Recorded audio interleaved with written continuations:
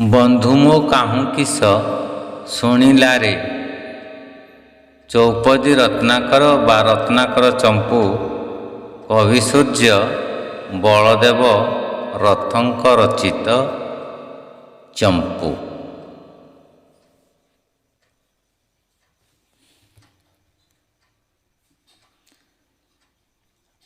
ବନ୍ଧୁ ମୋ କାହୁଁ କିସ ଶୁଣିଲାରେ। ରାଗ କଲ୍ୟାଣ। ବନ୍ଧୁ ମୋ କାହୁଁ କିସ ଶୁଣିଲାରେ। ବିଷ ତୁଲ୍ୟ ମୋତେ ମଣିଲାରେ। ବନ୍ଧୁ ମୋ କାହୁଁ କିସ ଶୁଣିଲାରେ। ବଚନ ନ କହିଲା ବିନୟ ନ ସହିଲା କି ହେଲା। ମହିଳା ବର ଋଷି ରହିଲାରେ। ବନ୍ଧୁ ମୋ କାହୁଁ କିସ ଶୁଣିଲାରେ। ବସନ୍ତ କାଳ ବିଚ୍ଛେଦରେ କାଳ। ବସନ୍ତ କାଳ ବିଚ୍ଛେଦରେ କାଳ। ବୈମଳୟା ନୀଳ ବିଯୋଗୀ ପ୍ରଳୟାନଳ। ପକ୍ଷ ସଙ୍ଗରେ ଗଣିଲାରେ। ବନ୍ଧୁ ମୋ କାହୁଁ କିସ ଶୁଣିଲାରେ। ବଳାବର ସେ ବେଳେ ମୋରେ ନ ରୁଷେ। ବିବେକ ନ କରିଲେ ସେ ବିଳସିବାର ରସେ। ବର ଯିଏ ଦୁର୍ଯୋଗ କିଣିଲାରେ।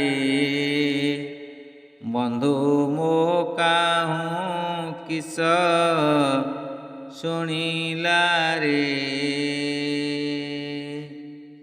ବନ୍ଧୁ ମୋ କାହୁଁ କିସ ଶୁଣିଲାରେ।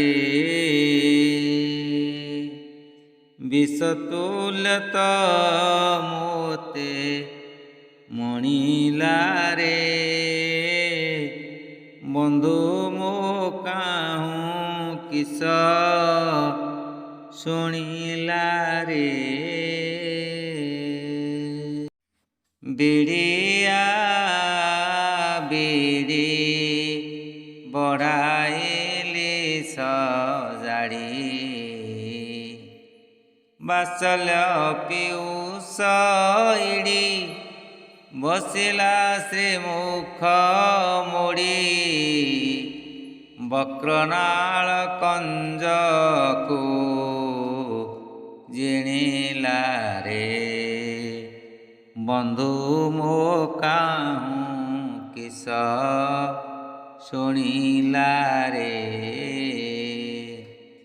ବିକଳ ହୋଇ ବହୁ ଅଶ୍ରୁ ବୁହାଇ। ବିକଳ ହୋଇ ବହୁ ଅଶ୍ରୁ ବୁହାଇ।